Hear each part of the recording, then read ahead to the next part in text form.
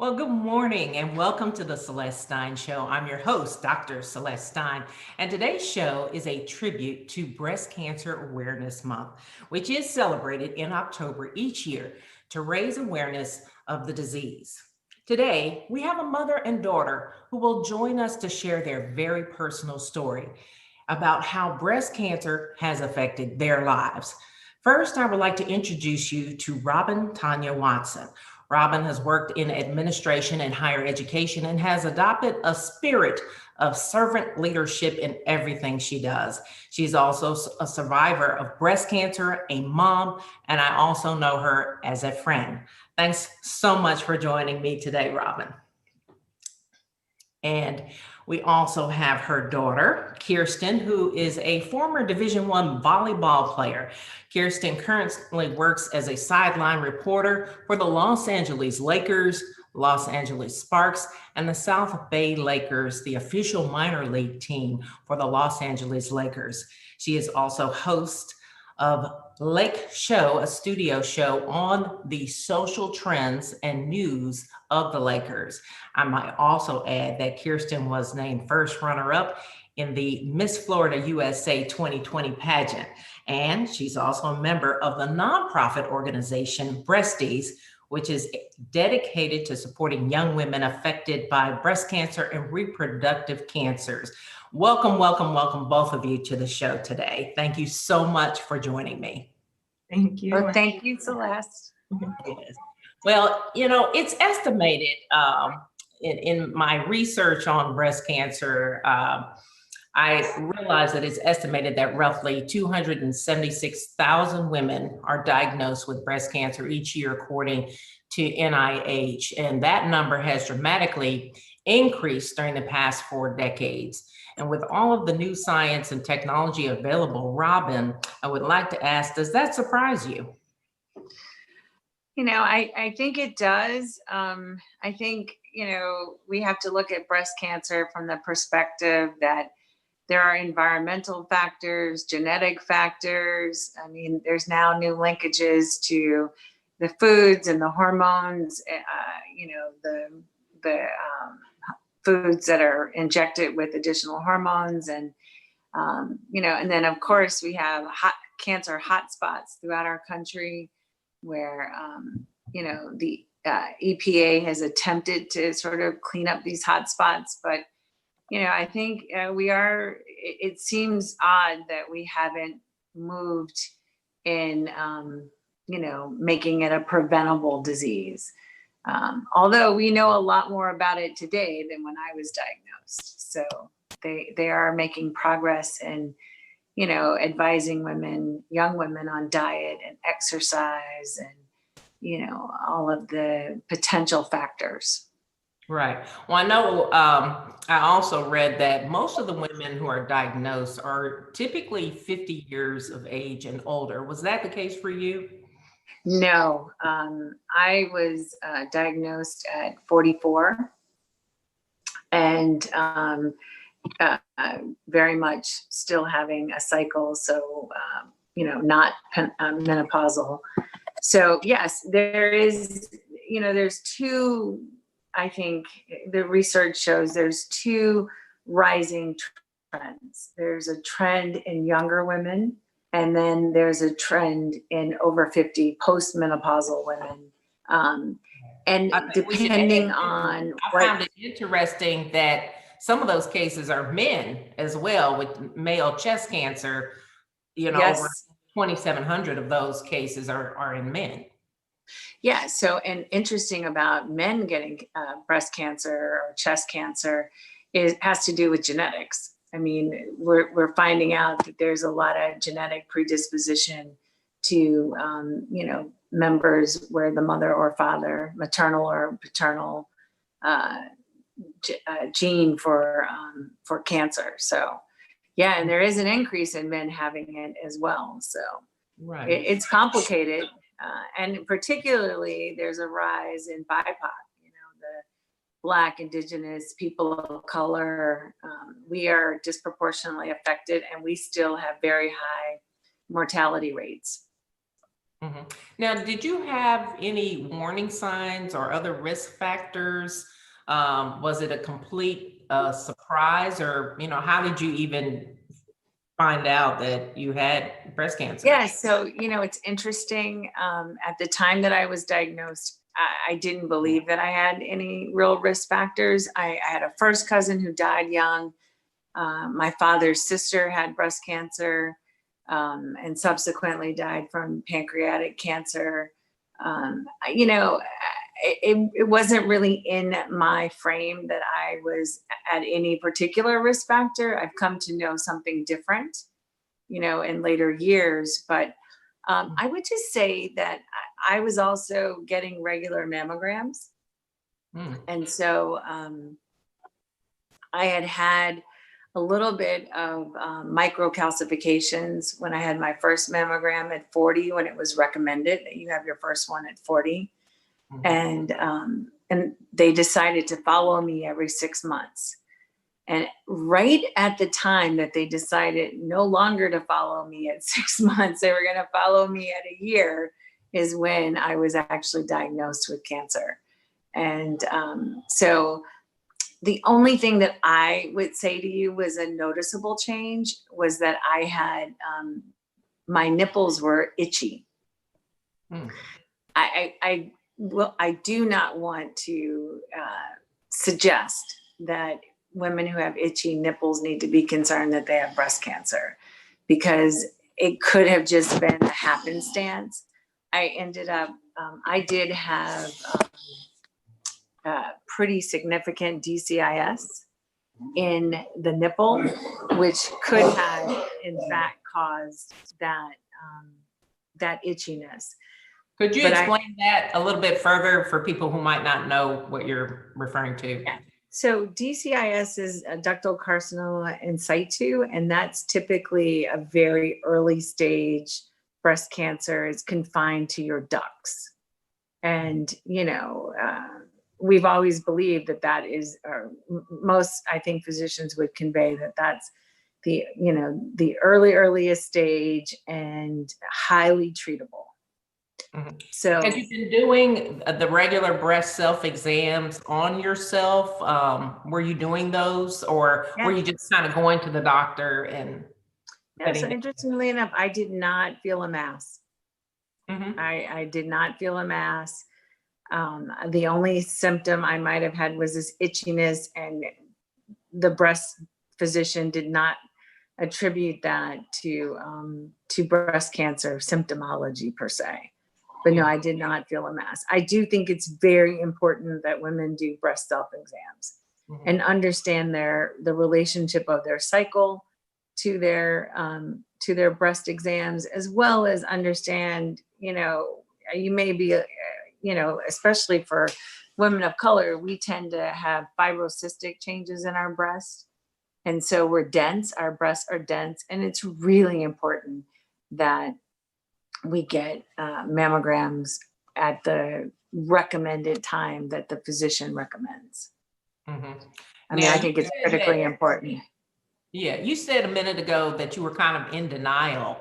What do you mean? Like, how long were you in denial? Like, how long did that go on, and what Well, actually yeah, happened? I mean, I think if you have any dramatic changes to your breast, or you're having sensations, or Mm. if you're having different things going on, you probably need to at least bring that to the attention of a physician and have it evaluated. I think it's responsible. And so when I developed the initial, nipple discomfort, I did not address it initially.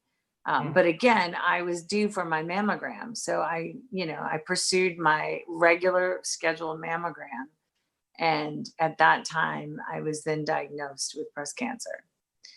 Well, I And think it's yeah, interesting that right now, due to COVID, a lot of people are staying home and maybe yep. aren't going to the doctor as regularly as they should. So I'm sure those self exams are becoming more important than ever before. Yeah. Um, So, it's funny. I'm actually in a hospital with my father.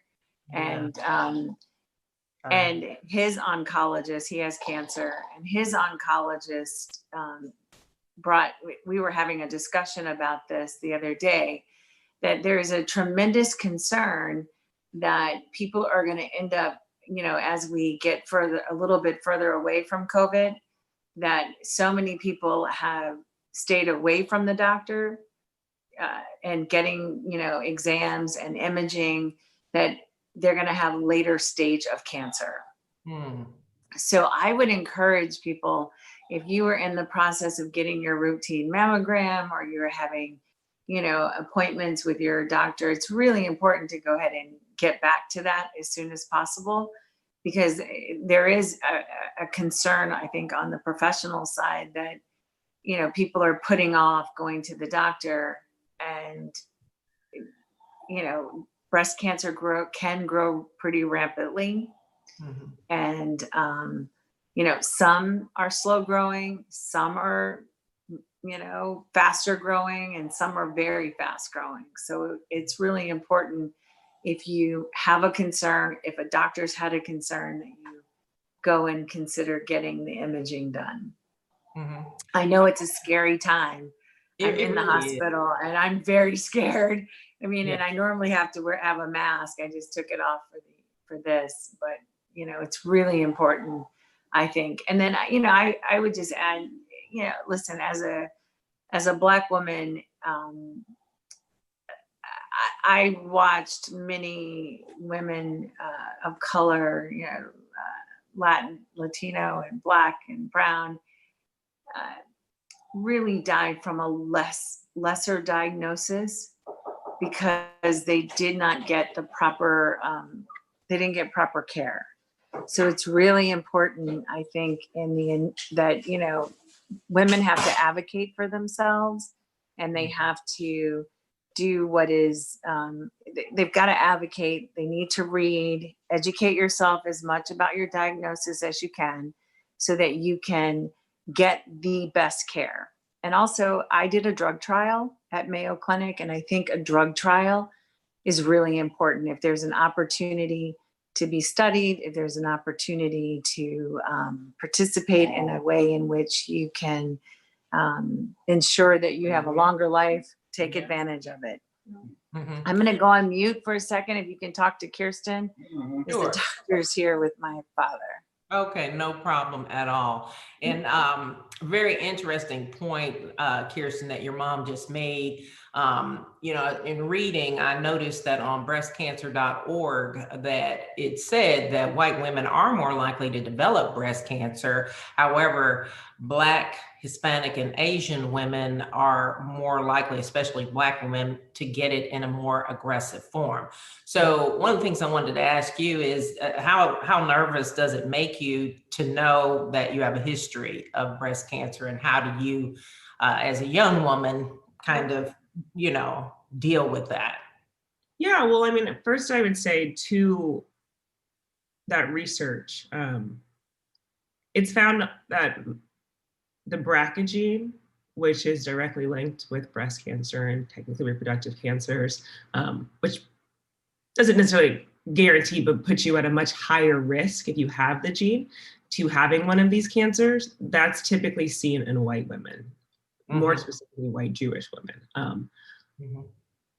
To me, that's due to the doctors who were doing the research at the time and who they were doing the research on. So there's kind of this like space in which Black women, Latinx, Asian, people of color are kind of left out. There's not as much research around us, but the numbers are, if not just as rampant with it. Being young, I'm now 27. I had my first experience with breast cancer, well, other than being a child and watching my mother have it, but I had my first kind of, I guess, scare when I was 22.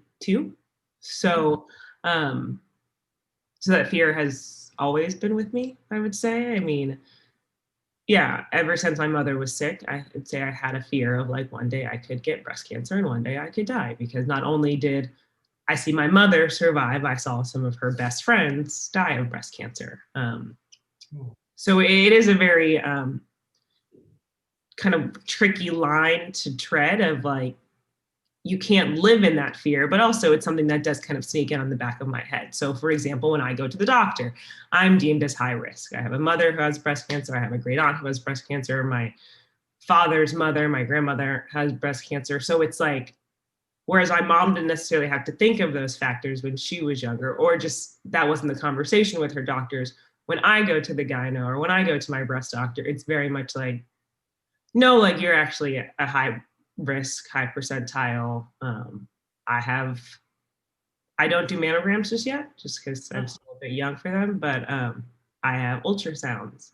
I wasn't every 6 months. Now, due to the pandemic, I'm probably about once a year. But even that, I have to go in. When you said, excuse me, I didn't mean to No, you're interrupt. fine.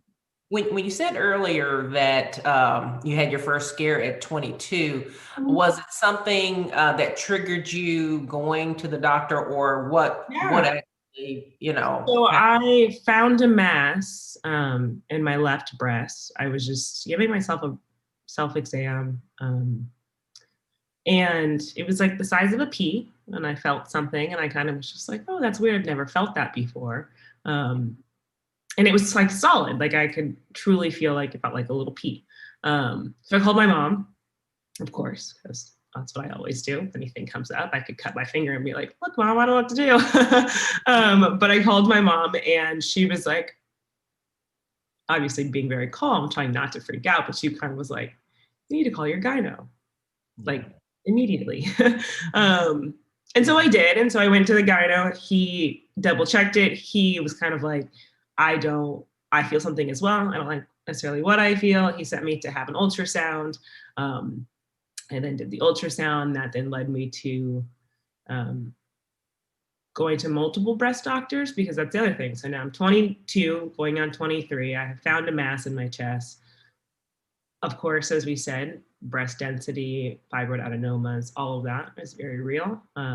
So some doctors kind of brushed it off as like, oh, well, you just have dense breast and it must just be that. Others were kind of like, oh, this is very interesting due to your family history. We just need to biopsy it and see what it is.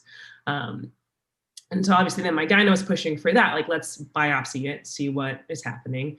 I went to 2 different doctors, had 2 biopsies, which I'll be honest, at 22 was quite possibly the most painful thing I had ever experienced. There's one doctor who, she just shoved that needle inside of me and was like, all right, let's do this. And I was screaming on the table, of course, giving my mom, both my parents flew in. I was living in LA.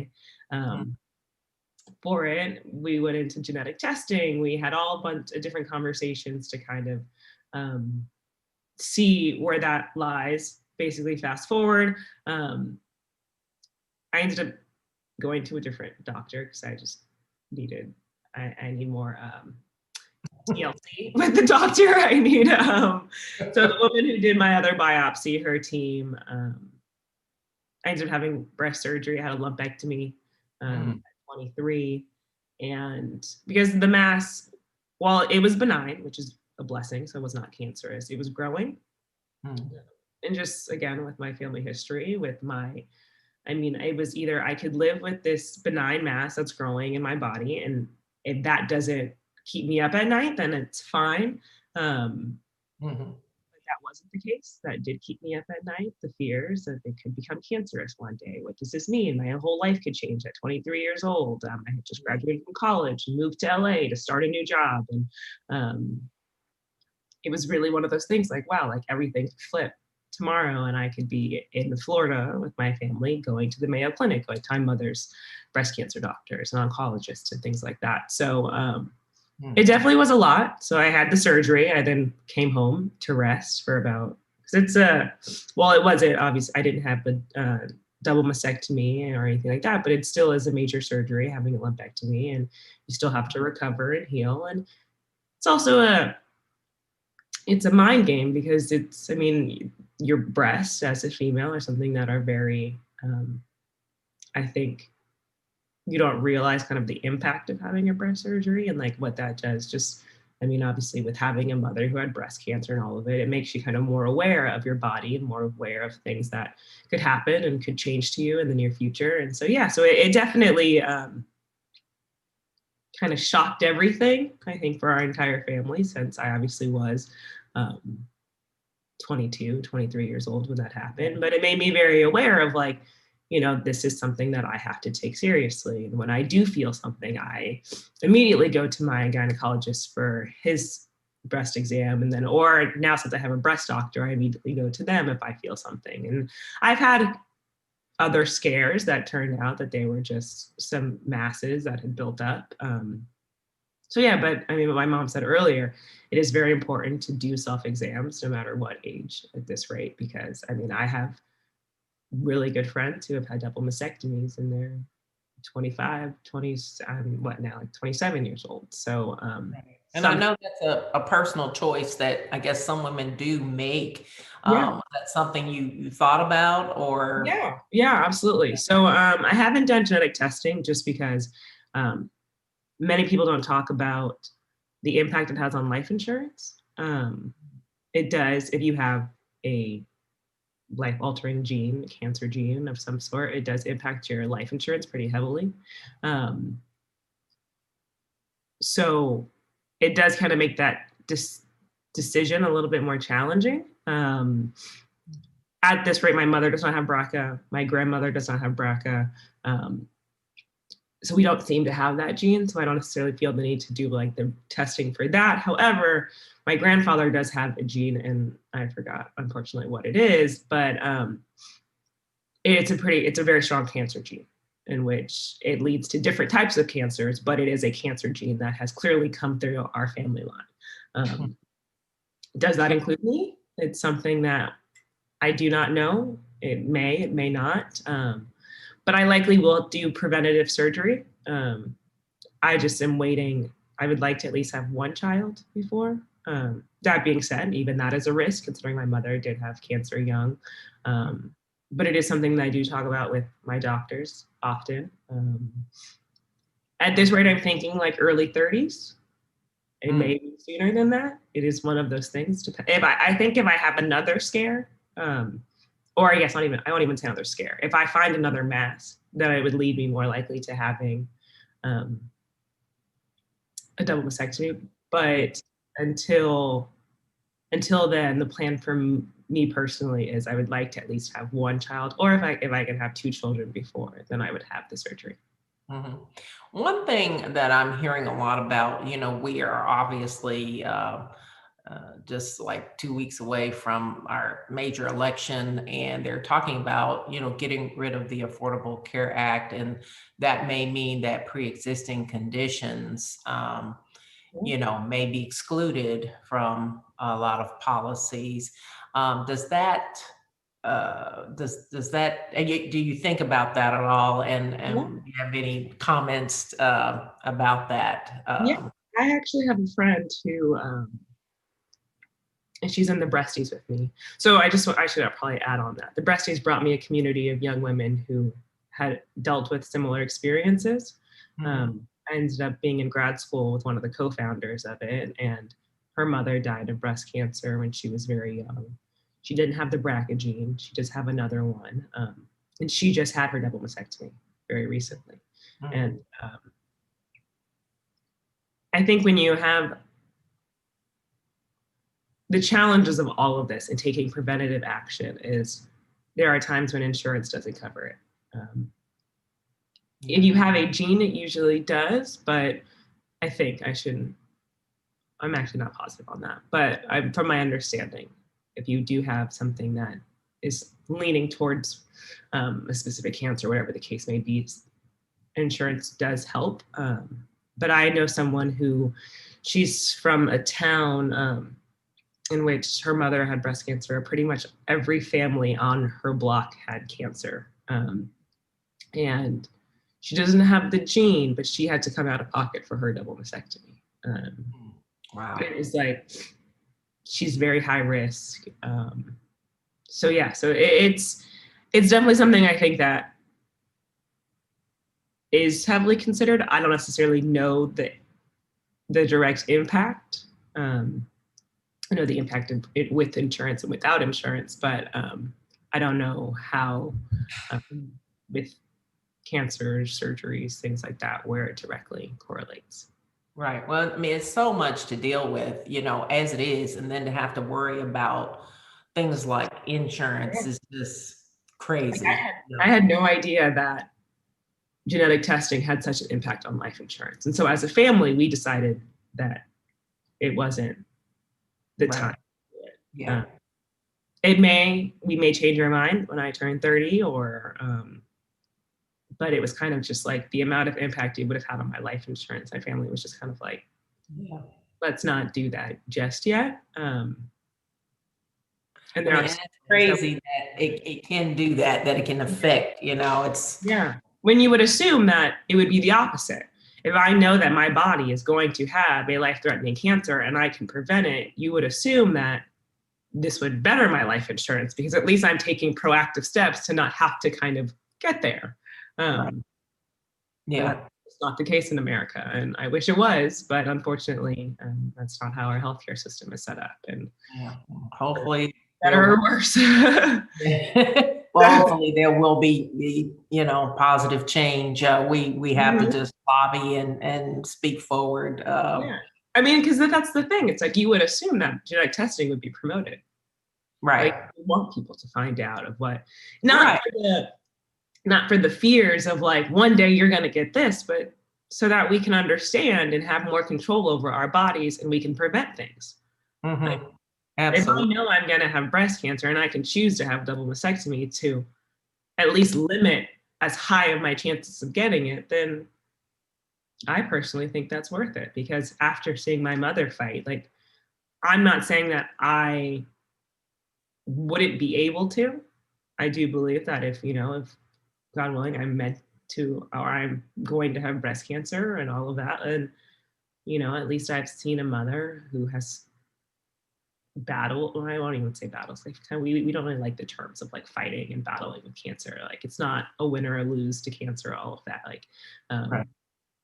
But she is a survivor, and that is a blessing that she did survive, because I do have many friends today whose mothers did not survive. And, having to navigate this world and then navigate breast cancer and these conversations, something that did take away someone from you that meant so much, to then, have to face it and face to face and understand like, well, this now could happen to me. I think that's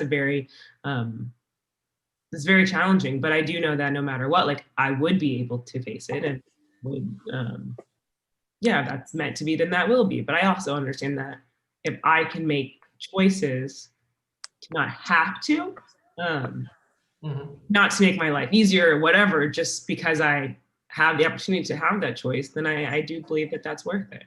Right. I wanted to ask you a little bit about the organization that you're a part of, the Breasties organization. Tell me how that organization kind of steps in and helps young women who have reproductive or breast. Well, where I would say, so a young woman named Bree, she went to Columbia Journalism School with me. And it was kind of funny when we met, it was just like instant connection, like a long lost friend. And you're just like, well, we could sit over coffee for like hours. And that's honestly what we did. So she, I believe we had the same master's project group. I think that's how we connected. I ended up writing my master's about Black quarterbacks and their experience, and she wrote about cancers in young women, specifically breast and reproductive cancers. And since she had a mother who passed away very young, and at the time it was kind of the trend, I would say it was probably about 4 years after Angelina Jolie had her double mastectomy, there was a young girl named Paige who was kind of now picking up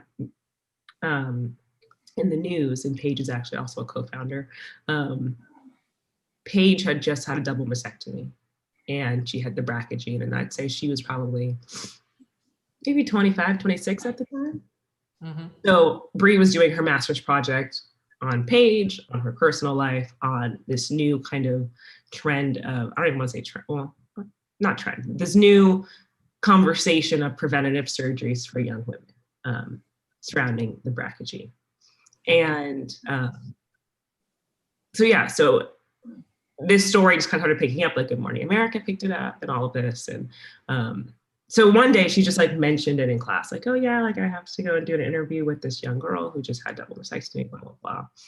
And I was like, oh, I want to hear more about your project. Like, let's grab coffee. That's just very interesting to me because at the time I was 6 months off of having my lumpectomy. And it was something that I found that many of my friends didn't quite understand what I was doing or what was happening. It was kind of just like, you don't have breast cancer, so you're fine. And it's like, well, yes, I don't have breast cancer, which is a blessing, and I am fine, but I also have this mass that's growing inside of me. I have the fears that it could become cancerous. I have my mother who is a cancer survivor. Like, there's still a lot that's kind of like happening in your brain. Will I be okay in 5 years? Will I be okay tomorrow? Like, I don't know. And now I've had this surgery that like had really altered like interactions. I couldn't really hug people. I couldn't, like, people would be like, oh, like, let's go out. And I'd be like, I can't, because if someone hits me, then like, I'm going to be in a lot of pain, and I just don't feel like dealing with that, So it was just kind of like, you become a bit more reserved and just kind of like not, I think it was harder for me to go back into just kind of like a normal cycle of hanging out and friends and all of that I think many people assumed. Like, they were just kind of like, oh yeah, you had surgery, but like, you're fine.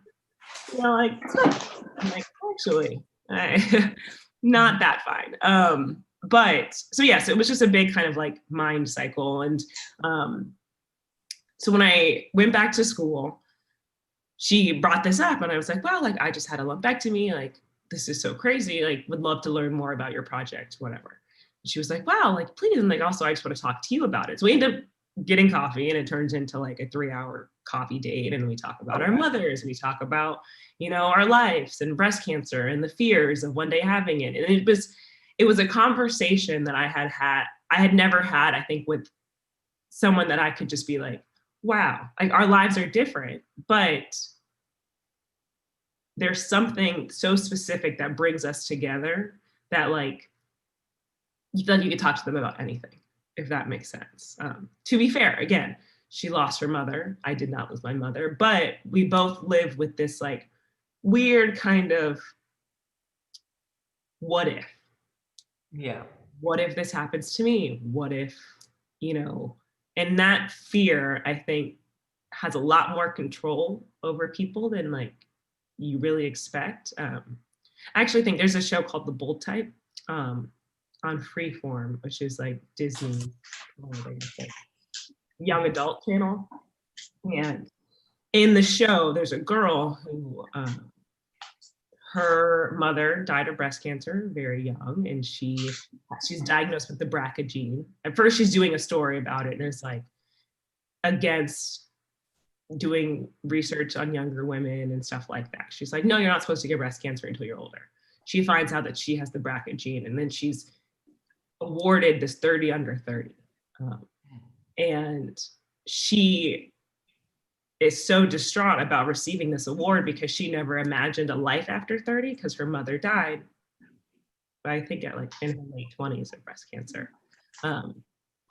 And so she was never able to see like, what does life after 30 look like, because my mother died of life before 30. So it's just like watching the scene of her play out was very like one of those moments where you're like, wow, like, well, I don't necessarily have the fear of dying, because luckily I have a mother who is alive, but it is a fear of like, wow, like I could have to go through that. And I think that's a lot. And seeing it play out in this character, like, which she honestly played it very, very well. That's only a feeling that I think that young women whose parents have had cancer, had breast cancer, have really feel. And I think that's men and women. I think it's just kind of like this underlying, like, again, it's the what if this happened, my life could change. And so sitting down with Bree, this is where we both were kind of just like, wow, like we're really not alone in these feelings. And, my lumpectomy to her was like, what was that like? Like, were you afraid? Were you, yeah, it was just, she could relate to it in a way that, like, unfortunately, and this is not on fault to any of my friends. I think it's just different life experiences. But yeah, so that immediately connected us. And then we realized, like, wow, like there is a need for this. And there is, and then of course with her project with Paige, who had then had double mastectomy and was dealing with other things like intimacy post-surgery, or just feeling comfortable in your body. I mean, you're in your young 20s. We're supposed to be young and having fun and free caring. And Right. Wow, she's it's so much surgery. stuff that you're bringing up that one would never even think about. That is just, incredible to kind of hear that. And this organization, Prestes, that's awesome that you were able to become a part of that. And like you it's said, truly a community. Some of your best friends might not really realize, all the little intricacies of what you might be going through. And so, absolutely. And I think the other thing that's really important to that is, it's oftentimes a lot of these support groups are, just because there is the idea and the trend that, cancer is in older women. So a lot of the support groups that then your doctor would send you to or whatever would typically be of older women. And you're kind of just like, this young woman who's kind of in a different experience because I don't have cancer. But this was a community, like I'm on the board, and of my board, it's, I have not had breast cancer. I have had a lumpectomy. I am a daughter of a breast cancer survivor. And on the board, it's women who have taken preventative actions of having double mastectomies or other preventative surgeries. It's young women who have been diagnosed with breast cancer in different stages at very young ages. It's women who have had other reproductive cancers at young ages. And so it creates community for all of us. So I have, like I said, someone else is on the board who, was diagnosed with breast cancer at 28, I believe. And it creates a community for her, for other young women who are in that space, or, for me, who have done some preventative actions and who plan on doing other ones, but just maybe not necessarily are in the space right now to kind of take that step. It creates. Have you done some work with that, with the Miss USA pageant system? Was that part of your platform? Yeah, so exactly. This was my platform. This is when the base that I ran on was just because, again, like we said, and honestly, I think this year would have been even more important, and it still is more important because we are pushing the conversation of, we do need to have self-exams because people aren't going to the doctor. Right. I mean, even for myself, I'm due for my checkup. Like, I am an example of someone who needs to go to the doctor, and I haven't. It's just something, you're in the house all day, you just kind of forget about it. And time, I mean, you've been in the house since March, like, right. Time just flies all of a sudden. Like, you're just like, oh. Yeah. And if I can jump in, I'd like to add too, that I think, one of the things that I think physicians and practices could do better is cancer affects the whole family. Absolutely. And, there's a lot of focus in the healing process or getting people through the process with the patient, which it has to be. And, most oncologists now, they have therapists and different people, social workers, to help you navigate, all of the things that you need and the emotional state.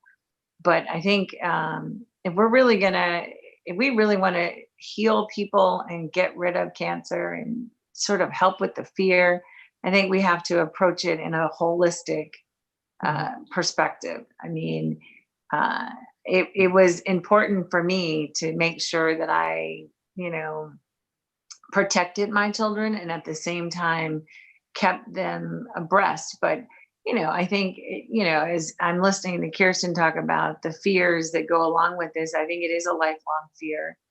It becomes a lifelong fear, for recurrence and different things. I mean, I had to have a complete revision last year, and it felt like I was transplanted back to the initial experience. So I think there is a lot to this, and I think we just, this is where the community of women, we just have to empower one another, and we specifically need to push and probe physicians to get the best care. I mean, it's really important to be an advocate and to have inquiry around your own health. Don't be afraid to get the answers, because you can beat it. I have a cousin who died at 25 from breast cancer. She was young. She had 2 children. I'm sorry. She had 2 children, and her daughter was recently diagnosed. She's a nurse at MD Anderson. And, I mean, she wasn't diagnosed until she was 40. And she was tested for the gene, and she has the BRCA1 and BRCA2 gene. And then, there are other genes that are prevalent as well that women should be tested for. And there's a lot of controversy around testing because of pre-existing condition and all of these factors. But I would say that what we cannot do is get immobilized by the fear of it and not get the treatment. Right. And I think one thing I think is important, Robin, as you were talking, I'm sitting there looking at you and listening and saying, hey, I'm talking to an actual survivor. And so one of the things I wanted to kind of actually bring up is, what is it that you did specifically, in addition to being proactive about your health? What are some of the things that you would recommend to other people in terms of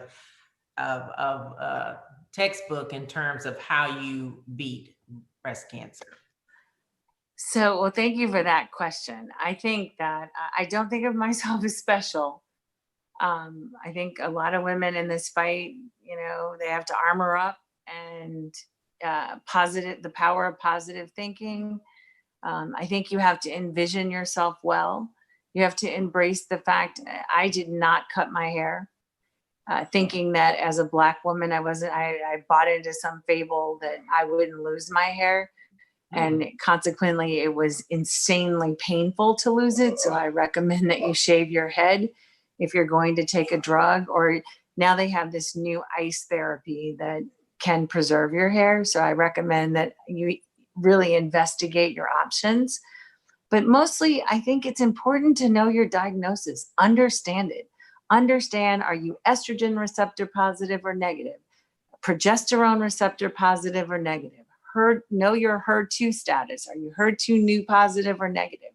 Know are you fast, slow, medium, or fast growing cancer? Make your decisions based on evidence. Do not just allow, because they give you a lot of information. Don't just take the information and assume that that is what is going to work for you. I really think it's when you want to activate community and, speak to other people about their experiences and be willing to investigate and fight the insurance company. And healthcare companies have all kinds of ways that you can qualify for medications. I think you should look at drug trials if you are at a certain stage and it potentially could save your life. It's important to really be that advocate. And I think it's equally important to take self-care. What about people's families? I mean, there's a lot of focus obviously taken off the family and onto the individual who might be dealing with a disease, cancer or something else at the time. And what would you say to the family members in terms of helping them to know what to do, what to say, how to relate to the circumstances?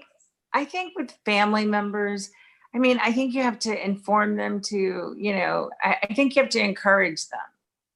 You need to be as independent as you are capable of being independent, and then inform them what you need from them. If you need to take a nap, you're just going to need to take a nap. If you can't do those dishes, you just can't do them. I think that is a very personally dependent on the dynamic of you and your family, I think. But I think, again, that goes into self-care and being able to express to those, what kind of support do you need?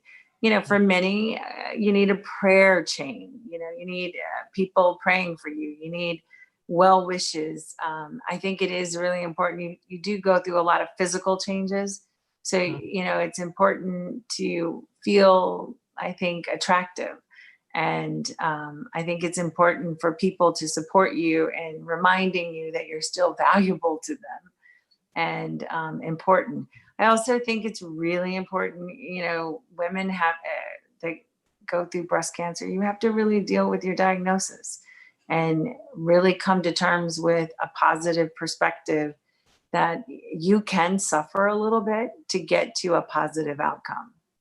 Because it you know, depending on the treatments, and you know, I have to say candidly, the treatments are a lot better today than they were.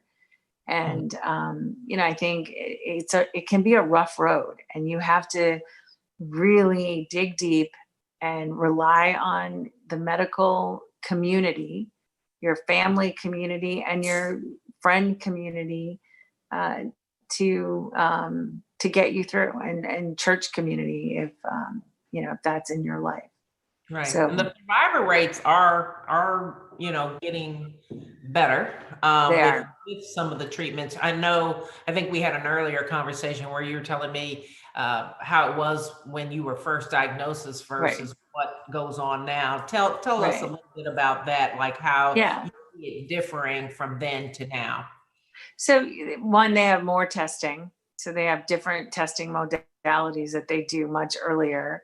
And then two, now there's a little bit of a thought process of treating with chemotherapy or treating with drugs prior to surgery, so that you are, you know, shrinking the mass, or you're attacking it systemically, and then you're doing the surgery. And it's, you know, the thinking is, which makes sense to me, right? You get rid of it systemically, then you remove it and you're done. So you know, there's a lot of different, they have different therapies. They have targeted therapies. They've got targeted radiation where they put like seeds or something inside the mass, and you go just for treatment, and you may or may not have to have anything removed. Nipple sparing. I did not have the luxury of nipple sparing. And not every woman can have that luxury, because like myself, I had cancer in the nipple. So, but if you can, that's my cousin who had the BRCA1, BRCA2 gene. She was able to have nipple sparing surgery. So that, I mean, that's pretty awesome, because it feels more like a breast augmentation in that respect. They just remove the breast tissue and leave the skin and leave the nipple. And, you know, they've got a lot of newer procedures, aesthetically, reconstruction options. They have made a ton of progress over the 12 years since I've been diagnosed. So. Yeah, you were talking about also earlier, and I didn't get to ask this other question, you know, with the self exams and stuff like that. Do you know how often, I mean, or just could you give us some advice on how often women in general should be doing that? Because I don't, I'm going to be honest, I just wait till I go to the doctor. But I know I should. Yes, you need to do it monthly. You need to do it around the same time each month. You should every month. Yep. Same time, not close to your cycle. Yeah, at this age, I have so much to worry about, you know. It's not it's not just that. It's everything. Standing up and laying. What's that? You should do it standing up and laying down. Okay. Very good. And so also, I'm going to sign off, everyone. Thank you so much, Celeste. I hope that I provided some information. Yes. And thanks so much. This has been awesome. Thank you for joining us. And Kirsten's going to stay on these last couple of minutes. I guess we're almost out of time anyway, but I wanted to talk to you a little bit about kind of some of the things you have coming down the pike within the organization that you mentioned, also Breasties. Are you doing anything coming up that's Yes. special to that? Yeah, so they're doing well, for October and then extending into November, we've had a speaker series. Mhm. Basically, that's just on social media that has allowed for important conversations and talking points that either relate to um, early detection or diagnosis and preventative steps. So I know, like, I'm doing a conversation um, in early November about surgeries and preventative surgeries and or preventative or reactionary. So, for example, like my lumpectomy was reaction to finding a mass. The woman who I'll be speaking with, she did a double mastectomy as a preventative measure. Um, so, so yeah, so no, it's definitely a lot of conversations, pushing the conversation as we talked about earlier of making sure to get examined, to have a examination while in this pandemic. That's something that truly um, is being pushed back. I mean, it's Right. for multiple reasons. Some people don't think the doctors are open, or Right. Yeah, I have been to my regular physical recently, and the thing is, people just need to remember to wear their masks, to Mhm. social distance. When you get on the elevator, if there are more than four people on there, step out or wait for the next one. Some Exactly. people are just, you know, Mhm. trying to get in, and Yeah. I'll just wait. I might be a minute late, but Exactly, I'll exactly. wait. But it is very important to continue um, taking those steps. And honestly, like we said, like self-examination is more crucial than ever before. Um, and just not. I think another part is just having conversation. I think oftentimes when I think around October there's a lot of conversation, but continuing and making sure that, like, this is something that I don't get to just think about in October. This is something I have to think about every single month. And Yeah, it's so that important. I know a few years ago, I was teaching a health communications class, and I spent a whole um, module on breast cancer and learned so much that I have to admit, did not know in terms Mhm. of the support groups, and the types of things that women and men who are diagnosed with either breast cancer or male chest cancer have to deal with. And there are things about the body that change, that maybe your spouse or boyfriend or what have you might not be aware of. Like you mentioned, just hugging people, you're a little bit, Yeah, no, intimacy is a major. I think that's one. Understanding your new body, I think, is huge. Mhm. I think my mom experienced this very much. My having a lumpectomy, like I'll be honest, my chest looks the same. I do have like nerve, like not damage, but like nerve sensations that I do feel. Mhm. And I actually, what was interesting is I'm on the symptom of having very itchy nipples. Like that's something that I had, and Mhm. honestly, I think still do. Like, um, but understanding your body, I think after you have a major surgery like that is very challenging. Mhm.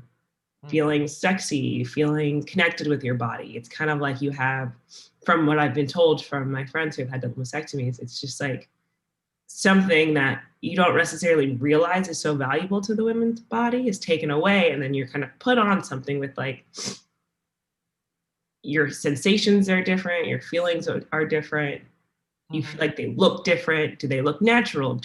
So just feel like there's this very high brick on top of me, and of course when your chest is not your natural body, if you gain weight, if you are smaller, like your chest no longer changes. Usually, as with a natural body, it will adjust how your body's adjusting. And I think those are things that are very, very challenging. Bras are, you wear normal bras. And like my mom had to find like specific bras for women who have double mastectomies. And now I will say brands have kind of taken that on and found ways to create more sexy or more, not just like kind of training style bras. So yeah, so no, it's definitely things, Kirsten, are so important. Just Mhm. kind of taking all that into consideration. And I can't tell you how much I am grateful for the fact that you and your mom took time today to share a little bit more about your own personal story and to let others know what they need to be thinking about in terms of their relationship with Mhm. women who might be dealing with this, as well as just knowing how to care for ourselves. So it's been Absolutely. a great experience. Unfortunately, we are out of time at this point, but thank you so much, and good luck in all of your future endeavors. Hope to see you soon, and Yes, I hope so all too. I the have to best. come to Nashville. Yes, indeed. Thank you so much. That's all the time we have for now for the Celeste Stein Show. Thanks for joining us.